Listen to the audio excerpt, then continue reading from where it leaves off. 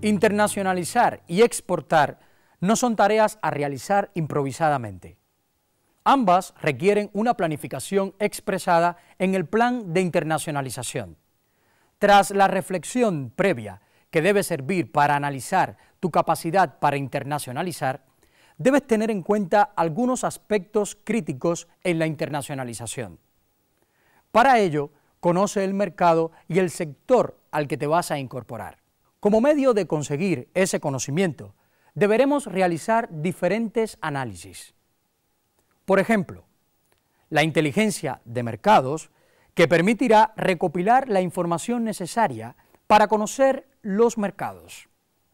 A continuación, se selecciona y establece el lugar más interesante donde iniciar la internacionalización. De ese mercado debes conocer claramente cuáles son sus condiciones de acceso, su legislación, sus aranceles o las características del mercado.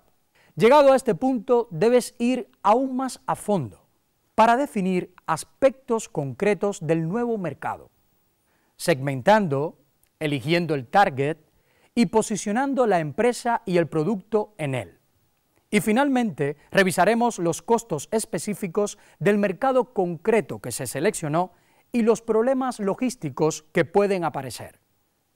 Conocer todos estos pasos para saber todo lo posible del lugar al que quieres dirigir tus exportaciones.